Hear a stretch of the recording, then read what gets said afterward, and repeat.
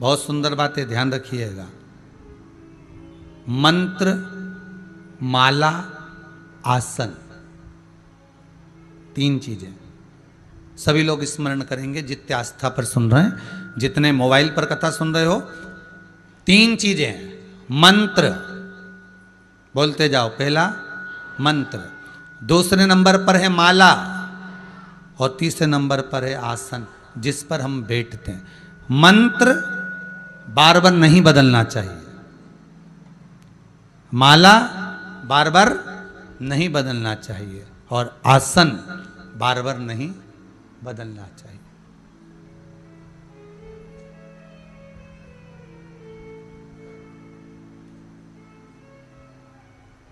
आसन भी नहीं बदला जाता। जिस आसन पर बैठ के आप घर में पूजन करते हो ना, कोई के यहाँ लाल कलर का होगा, किसी के यहाँ कुस्सा का होगा, किसी के यहाँ कोई ने हाथ से भी बनाया होगा, ऊन का, आदि का आदि। ये सब अपने अपने भाव हैं। आपने जिस आसन को अपने पास में रख रखा हो, बस निवेदन इतना है कि आसन बार बार नहीं बदलना है। वो जो आसन तुम रोज बिछाती हो वही आसन बिछाओ।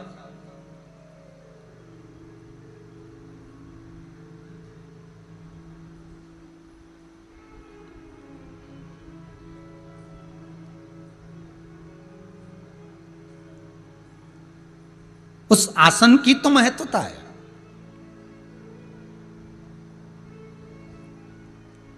अरे जिस समय पर सुखदेव जी महाराज राजा परीक्षित को श्रीमद् भागवत कथा श्रवण कराते हैं, 7 दिवस तक सुखदेव जी महाराज राजा परीक्षित को जब कथा श्रवण करा रहे हैं, तो बारंबार सुखदेव जी महाराज ने राजा परीक्षित से पूछा भी, तुम्हें भूख तो नहीं लग रही है, तुम्हें प्यास तो नहीं लग रही है? तो राजा परीक्षित बारंबार कहते हैं, जब श्रीमद् भागवत रूपी अमृत पीने को मिल रहा हो तो कहां भूख कहां प्यास। जब वो तत्व श्रवण करने को मिल रहा है, जब वो तत्व पीने को मिल रहा है, तो ना तो भूख लगेगी ना प्यास लगेगी। तो ना तो मुझे भूख है ना मुझे प्यास है। 7 दिन की जब कथा पूरी हो गई, बहुत ध्यान दीजिएगा महाराज, 7 दिन की कथा पूर्ण हुई। सुखदेव जी महाराज राजा परीक्षित के सम्मुख में बैठे हुए थे, उठकर जाने लगे। परीक्षित ने हाथ जोड़ लिए, प्रणाम करा सुखदेव जी महाराज को। गुरुदेव आप चले जाओगे, मुझे दुख होगा, नेत्रों में मेरे जल भर जाएगा। सुखदेव जी कहते हैं, क्या तुझे मेरे जाने का दुख हो रहा है, या तुझे तक्षक नाग डसने आएगा उसका दुख हो रहा है? दुख किस चीज का हो रहा वो बता। गुरुदेव तक्षक नाग मुझे डसेगा उसका मुझे कोई दुख नहीं है, ये सर्प का काम है डसना, भले डस ले, और इस शरीर का काम है एक ना एक दिन जाना। तो फिर इसका दुख क्या करूं, इसका दुख कैसे करूं? मुझे इसका दुख नहीं है, मुझे इसकी तकलीफ नहीं है, मुझे इसका कष्ट नहीं है। दुख तो केवल एक है, जिस आसन पर बैठकर गुरुजी मुझे 7 दिवस तक श्रीमद् भागवत कथा श्रवण करा रहे थे, जब वो गुरु मुझसे बिछुड़ जाएगा, वो आसन लेकर गुरु चले जाएगा, उस आसन में कितना बल होता है, उस आसन का कितना बल है। श्रीमद् भागवत कथा कहती है, एक व्यास वक्ता श्रीमद् भागवत कथा करने वाले हों, शिव महापुराण कथा करने वाले हों, देवी भागवत करने वाले हों, रामचरितमानस का स्मरण कराने वाले हों, उस आसन की महत्वता कितनी होती है।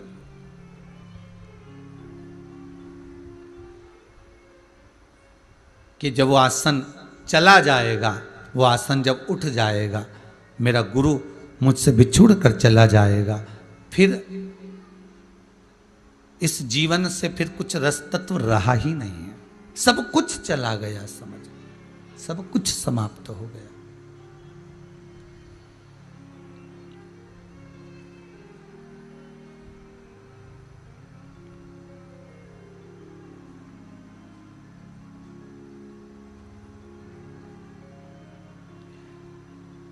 बस वही कथा यहां वर्णन कर रही है।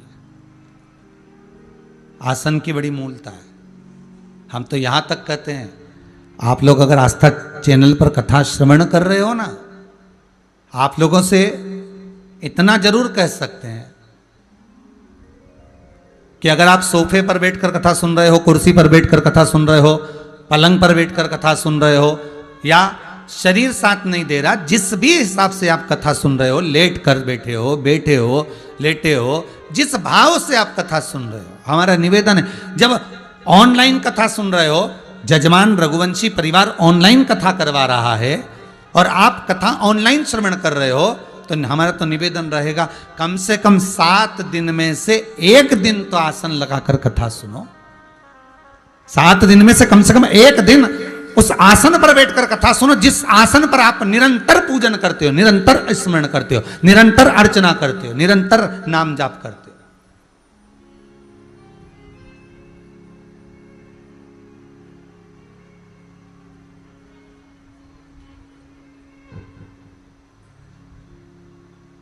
कम से कम 1 दिन उस आसन का फल आपको मिलना चाहिए। एक बार महाराष्ट्र में कथा करने गए थे, बहुत पहले की बातें, कम से कम हो गए 12-15 साल। तो कथा करने गए तो वहाँ पर वो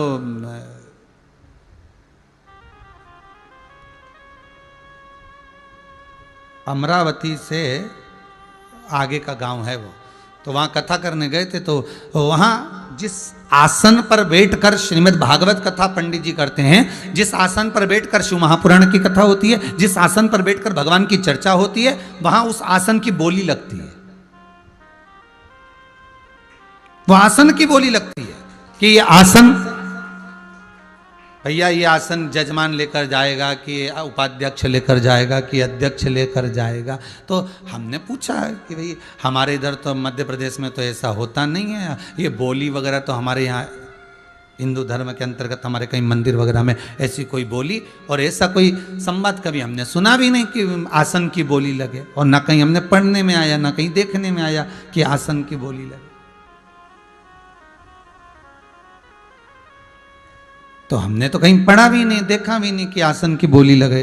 तो उन्होंने कहा गुरुदेव हमारे यहाँ का नियम है, जिस आसन पर व्यास वक्ता, जिस आसन पर ब्राह्मण, जिस आसन पर गुरुजन, जिस आसन पर एक श्रीमद् भागवत का वक्ता, शिव महापुराण का वक्ता, देवी भागवत का वक्ता, राम कथा का वक्ता भगवान का जब भजन करता है, तो वो आसन में कुछ ना कुछ तत्व उस भगवान की भक्ति का आ जाता है, और उसी आसन को हमारे यहाँ लोग दीपावली के दिन पूजन में बिछा देते हैं और उस पे बैठकर पूजन करते हैं, इसलिए इसकी बोली लग जाती है। आसन की महत्वता जानने लगे, उस आसन की महत्वता को जानिएगा। 3 चीजों का स्मरण करिएगा जरा अच्छे से। 3 चीजों का स्मरण आपको अच्छे से आना चाहिए। पहले नंबर पर जम के बोलिए मंत्र, दूसरे नंबर पर माला, तीसरे नंबर पर आसन। मंत्र भी बार बार नहीं बदला जाता, मंत्र को बार बार नहीं बदल सकते। दूसरे नंबर पर माला को बार बार नहीं बदलना चाहिए। जो कर माला होती है ना अपने जपने वाली, हाथ में अपन जो जपते हैं, वो माला को भी ज़्यादा नहीं बदलना। वो माला जपते रहो, कहीं से अगर टूट गई, खंडित हो गई, तो माला का धागा बदल लो, पर मन के मत बदलो।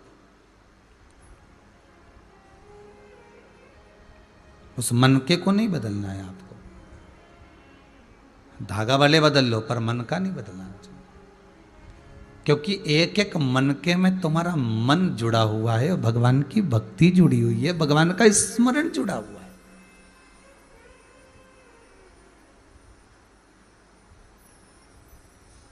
एक एक मनके में परमात्मा का नाम जुड़ा हुआ है।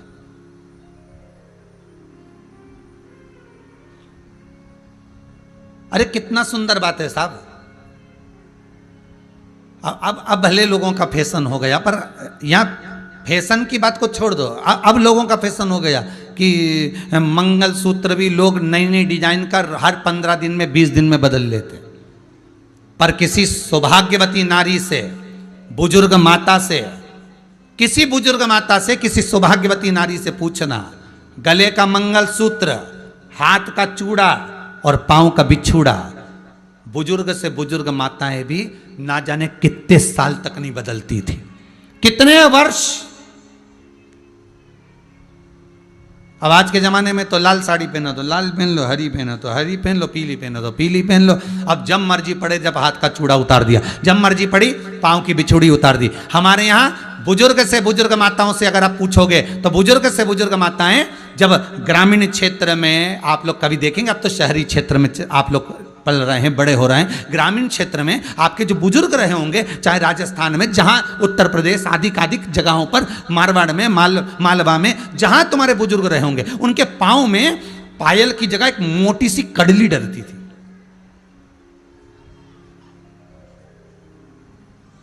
मोटी सी कड़ली डलती थी, इतनी मोटी।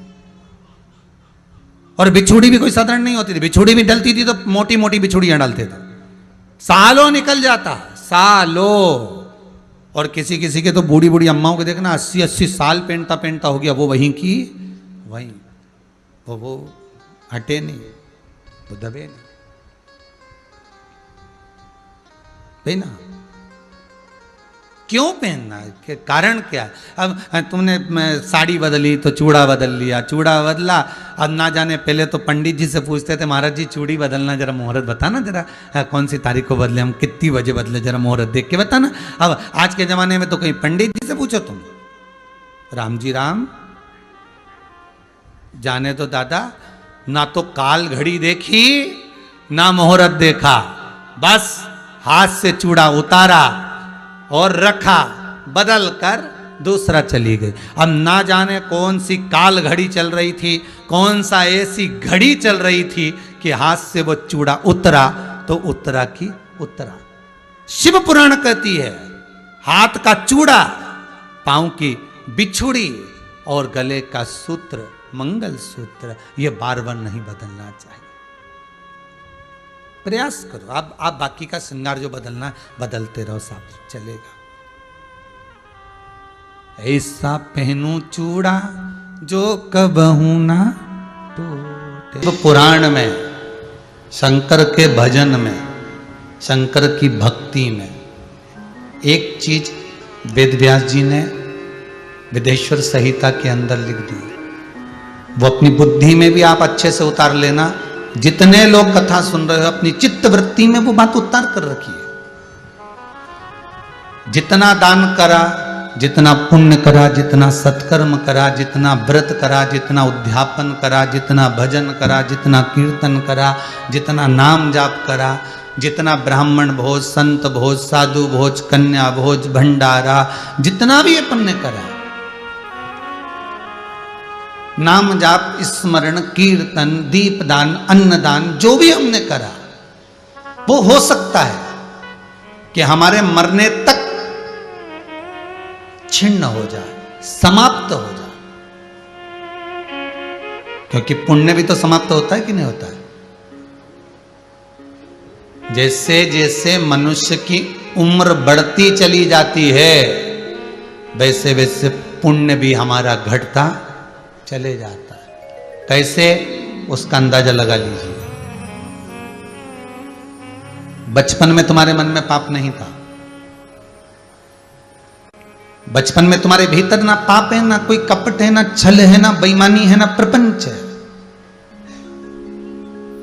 जवानी आ गई, थोड़ा थोड़ा परिवार को पालना है, लेकर चलना है, तो थोड़ा थोड़ा कपट, थोड़ी सी छल, थोड़ी सी बेईमानी आ गई।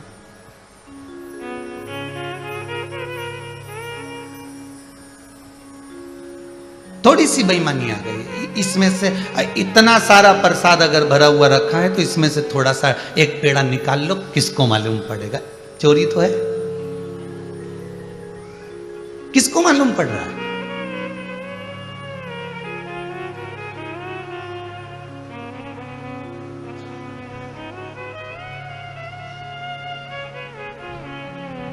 किसी ने आपको कहा, भैया अगर तुम कुबेरेश्वर धाम जा रहे हो, या तुम महाकाल जा रहे हो, या तुम ओमकारेश्वर जा रहे हो, या तुम आप भीमा शंकर जा रहे हो, तो ये हमारा 200 रुपया ले जाओ।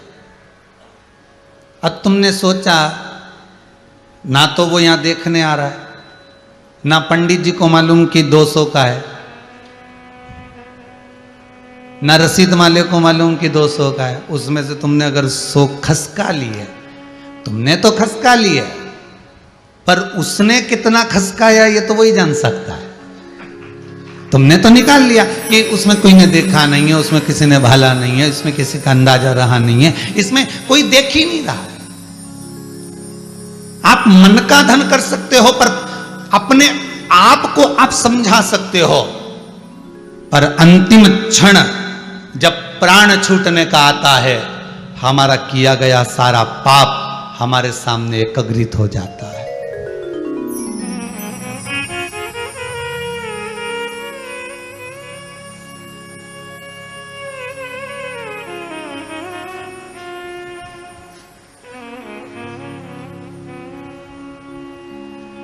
हमारा किया गया पाप हमारे सामने आ जाता है।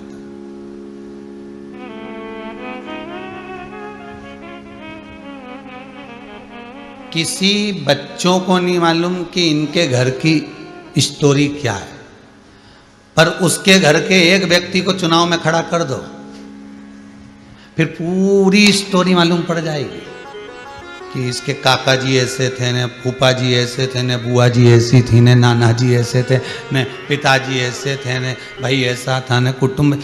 अर्थात तुमको पूछना नहीं पड़ेगा, तुमको जानना नहीं पड़ेगा, बता दिया जाएगा। उसी तरह प्राण छूटते समय जब अंतिम बिंदु आता है, मनुष्य के प्राण खींचने के लिए यम के दूत आते हैं, प्राण निकल रहे होते हैं, जीवात्मा कहती है कि मैंने खूब दान करा, मैंने खूब पुण्य करा, मैंने खूब सत्कर्म करा, मैंने खूब भजन करा, मैंने खूब दान दिया, मैंने व्रत किया, मैंने उद्यापन किया, मैंने गंगा नहाया, सब कुछ किया। तब यमदूत कहते हैं कि साथ में चित्रगुप्त महाराज जी आए हैं, वो आपको हिसाब बता देंगे कितना पुण्य आपके पास बचा हुआ है। 500 रुपए कमाए थे, खर्चा मालूम पड़े 550 कर दिए, जो जेब में पहले का रखा था वो भी चले गए। उसी तरह पुण्य तो तुमने बहुत कमाया, मंदिर में जाके दिया जलाया, पुण्य कमाया। बोलो कमाया कि नहीं कमाया? जितने लोग आस्था पर कथा सुन रहे हो, जितने मोबाइल पर सुन रहे हो, जितने स्मरण कर रहे हो, अच्छे से बोलना, मंदिर में दिया लगाया, पुण्य कमाया कि नहीं कमाया? कमाया। तुमने दान किया, पुण्य कमाया कि नहीं कमाया? कमाया। तुमने सत्कर्म करा, व्रत करा, उद्यापन करा, पूजन करी, अर्चना करी, सारा पुण्य तुमने एकत्रित कर लिया। अब मान लो तुमने 500 रुपए कमा लिया, अपन पुण्य को समझो 500 रुपए। अब तुमने 500 रुपए तो कमा लिया, अब खर्चा जोड़ो। किसी के लिए झूठ बोल दिया, 100 रुपया खसक गया, तो सरी पुण्य समाप्त तो होगा, खर्चा भी होगा। तुमने किसी के लिए अपशब्द कह दिया, 50 रुपए गए। कितना बचा है? 350। हिसाब के तो तुम बहुत पक्के हो रहे। 350 बचा। अब फिर मालूम पड़े किसी को गलत दृष्टि से देख लिया, गलत भाव से देख लिया, गलत मन से देख लिया, 50 वहां खसक गए। कितने बचे? 300। और मालूम पड़े पड़ोसन आ गई, खूब सारा प्रसाद दे के चली गई, निंदा का रस डालकर चली गई, 100 रुपया खसक गया। कितना बचा? 200। हिसाब लगा लो जरा अच्छे से हो, ये तुम्हारा और हमारा सबका है। जितने कथा सुन रहे हो उनका भी, और जो कथा कर रही है उसका भी, सबका हिसाब है। मेरे मालिक के दरबार में सब लोगों का खाता, किसी को कौड़ी कम नहीं देता, किसी को कौड़ी जाता। बचे 200। देवरानी के लड़के को छोटे से गिलास में दूध दे दिया, खुद के लड़के को इतना बड़ा गिलास, 50 खसक गए। कितने बचे? 150। पति रात्रि को कोई सामान लाया, चुपचाप कमरे में निपटाया है, 50 खसक गए। कितने बचे? 100 बचे। अब वो 100 रुपए अभी चलने दो जरा, हो अभी चलने दो। दोस्तों के साथ घूमने गए, मालूम पड़े उन्होंने कह दिया, अरे कौन देख रहा, ले थोड़ा सा ले। कहीं मदिरा पान, कहीं मांसाहार, कहीं गलत कर्म कर बैठे, 50 फिर चलेगा। कितने बचे? 50।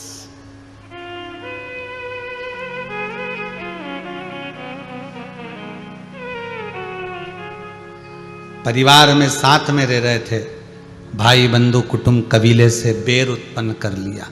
सुबह से शाम तक शिशुपाल जैसी गालियों पर गालियां दे, 50 करे, कितना बचा?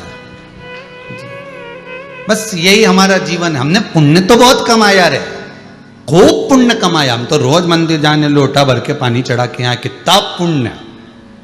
चंदन भी लगाएं, कितना पुण्य। हम मंदिर में हम तुलसी जी के पानी भी दें, ब्राह्मण भोजन कराएं, गौ दान करें, अन्नदान करें, वस्त्र दान करें। हमने पुण्य तो बहुत कमाया, पुण्य की कोई कमी नहीं रही, पर खर्च भी बहुत करा। और आखिरी में जब मरने का समय आया, पुण्य रत्ती भर नहीं बच पाया। जितने दान पुण्य व्रत जितने हैं, तुम्हारे मरने के समय पर हो सकता है तुम्हारा पुण्य समाप्त हो जाए, पर वेद व्यास जी शिव महापुराण की विद्येश्वर संहिता में लिखते हैं, एक पुण्य ऐसा होता है जो कभी समाप्त नहीं होता। वो शंकर की कथा का पुण्य, शिव के लिए दिया गया दान पुण्य भजन कभी समाप्त नहीं होगा। शंकर भगवान पर एक लोटा पानी चढ़ाया, वो कभी समाप्त नहीं होगा। वो बढ़ता है, घटता नहीं है। कुछ कुछ चीजें ऐसी होती है जो बढ़ती है, घटती नहीं है।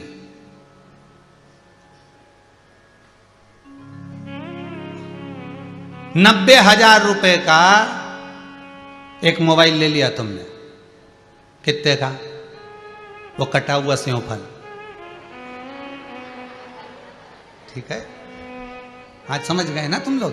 बस तुम समझ जाओ, बहुत इतना तो, बाकी के तो किसी को समझाना है नहीं, अपने समझ में आना चाहिए। हो वही कटा हुआ सेव फल जिसको लोग एप्पल बोले, ठीक है? अच्छा, उसको केवल एप्पल बोला, हाफ एप्पल क्यों नहीं बोला?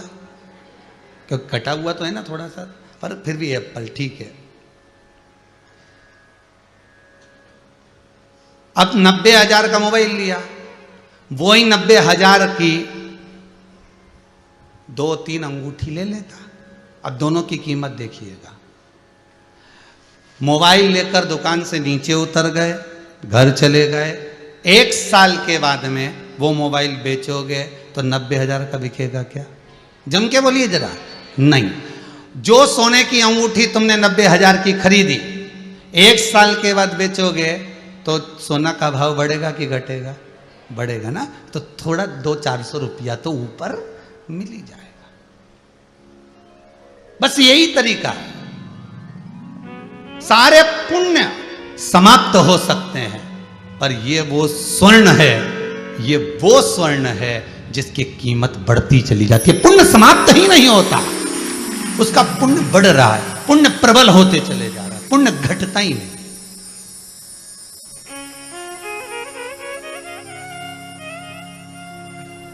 ये कभी नहीं घटने वाला, ये बढ़त में जा रहा है।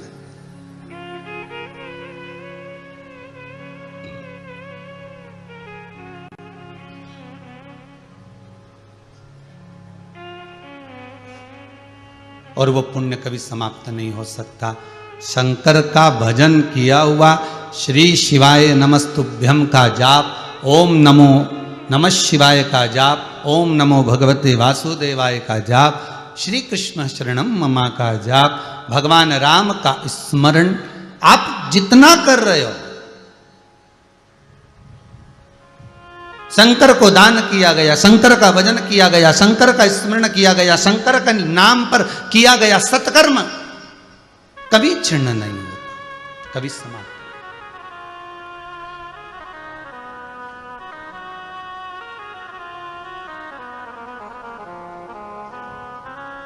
भजले प्राणी ओ अज्ञानी, 2 दिन की जिंदगानी काहे को भटक रहा है, क्यों भटके? मिला मौका, वासुकी नाग की धर्म पत्नी शतशीर्षा ने वो फल अपने पति के खाते में दे दिया। शिव की आराधना का फल जो होता है वो आप किसी को भी दे सकते हो, किसी को भी। जैसे श्रीमद् वल्लभाचार्य जी ने जगन्नाथपुरी में जाकर मायावाद का खंडन करा, एकादशी को उल्टा लटकाया, कहा एकादशी का दान देना है तो जीते जी दो, अन्न दान देना है तो जीते जी दो, किसी भूखे को भोजन कराना है तो जीते जी कराओ। मरने के बाद की कोई गारंटी नहीं कि मिला कि नहीं मिला, पर जीते जी दान कर दिया, जीते जी भजन कर लिया, जीते जी स्मरण कर लिया, जीते जी कीर्तन कर लिया, जीते जी मंत्र जाप कर लिया, जीते जी नाम जाप कर लिया, तो ये आपको ज्ञात तो रहेगा कि मैंने इतना करा, मैंने ब्राह्मण भोजन कराया, मैंने गौ का दान करा, मैंने ये करा, मैंने संत भोजन, ये आपके खाते में आपको ज्ञात होना चाहिए कि मैंने करा है।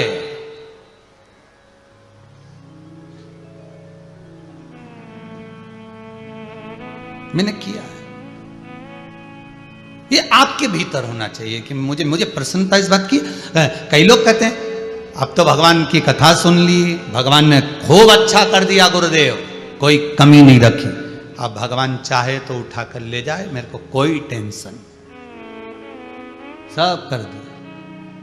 पर अगर किसी के बच्चे कुंवारे हों, बेटियां कुंवारी हो, वो बोलेगा क्या कि अब चले जाऊं? नहीं, वो तो कहेगा एक बार इनके पीले हाथ कर दूं, एक बार इनको सेटल कर दूं, बस बाबा से विनती है, फिर भले जाओ, फिर कोई टेंशन।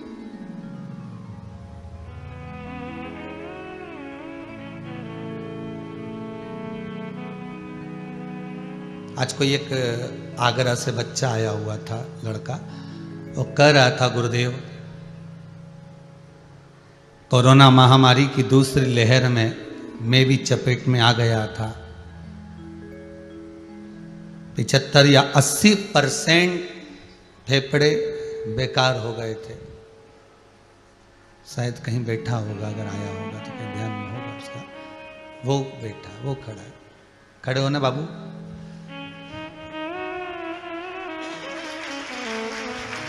डॉक्टरों ने कहा, जवाब दे दिया था, पर मेरी माँ ने शंकर की कथा सुनी थी, शिव महापुराण, और वो शिव महापुराण की कथा में बेलपत्री शमी पत्र का जो महत्व बताया था।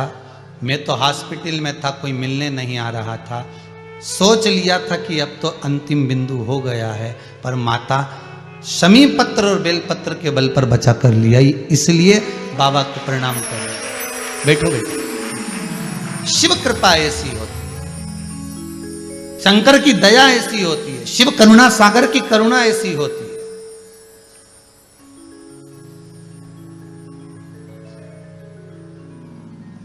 दुनिया के लोगों को भले लगे कि बेलपत्र में क्या है, शमी पत्र में क्या है, क्या होता है शंकर भगवान को जल चढ़ाने से, क्या होता है भगवान शंकर को गेहूं के दाने चढ़ाने से, क्या होता है शंकर भगवान को तिल्ली चढ़ाने, ये दुनिया के लोग भ्रमित हो सकते हैं, पर शिव महापुराण अपनी जगह पर जो वर्णन कर रही है वो सहज नहीं हो सकता।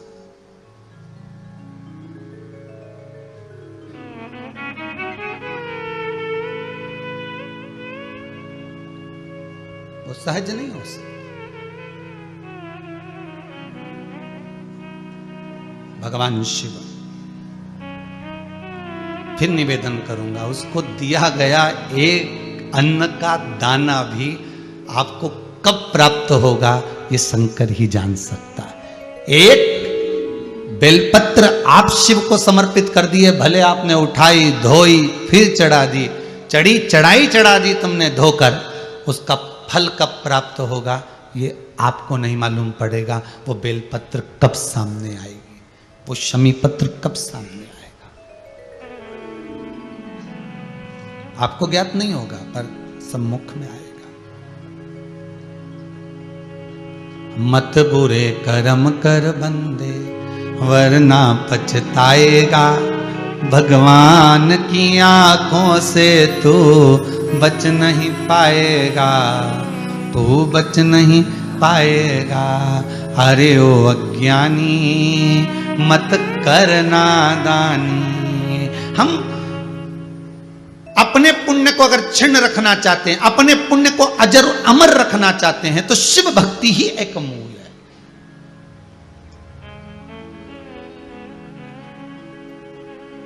अकाल मृत्यु वो मरे जो काम करे चंडाल का, काल उसका क्या बिगाड़े जो भक्त हो महाकाल का। शंकर का भगत होगा तो काल भी क्या करे।